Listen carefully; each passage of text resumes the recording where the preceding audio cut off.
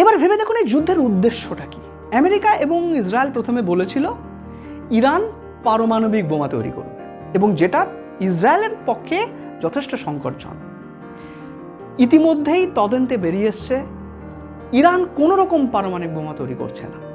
ইরানের প্রযুক্তি, পারমাণবিক প্রযুক্তি শুধুমাত্র বিদ্যুৎ তৈরি করার জন্য এবং পরিকাঠামো উন্নয়নের জন্য তারা করছে।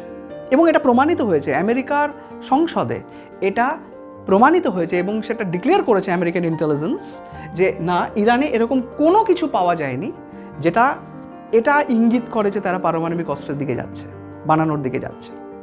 সুতরাং এই উদ্দেশ্যটা তাদের ফেল করলো। ইরান কখনো কি তাদেরকে আক্রমণ করতে যাচ্ছে? না, সেটাও না। তাহলে ইরানের প্রতি এই যুদ্ধংদেহী যে আক্রমণ, সেটা কেন? কি উদ্দেশ্য? কোন উদ্দেশ্যহীন একটা যুদ্ধ হচ্ছে। আমেরিকান আর্মিরা যখন ইরানে আসছে যুদ্ধের জন্য, বেশ কিছু জায়গায় এটা প্রকাশিত হয়েছে, যেটা সব মিডিয়া প্রকাশ করছে না, যে আমেরিকান সোলজাররা আসতে চাইছে না। কি জন্য তারা যাবে? কি উদ্দেশ্যে যাবে? ধরুন একটা ফুটবল খেলা হচ্ছে, দুই দিকের গোল পোস্ট নেই, তাহলে প্লেয়াররা কি উদ্দেশ্যে খেলবে? গোলটা কোথায়? উদ্দেশ্যটা কি? এই যুদ্ধটাও ঠিক সেরকম জায়গায় পৌঁছে গেছে।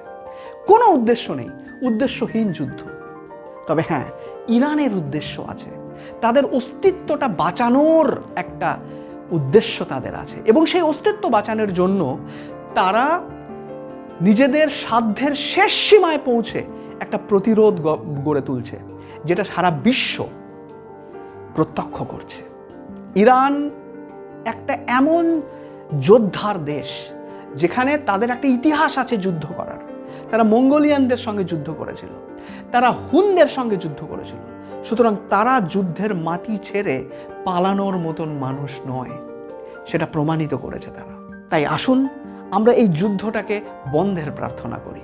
যুদ্ধটা বন্ধ হোক এবং সারা পৃথিবীতে, বিশেষ করে মধ্যপ্রাচ্যে শান্তি ফিরে আসুক এবং সারা পৃথিবী আবার ভালো মতো নিঃশ্বাস নেবে।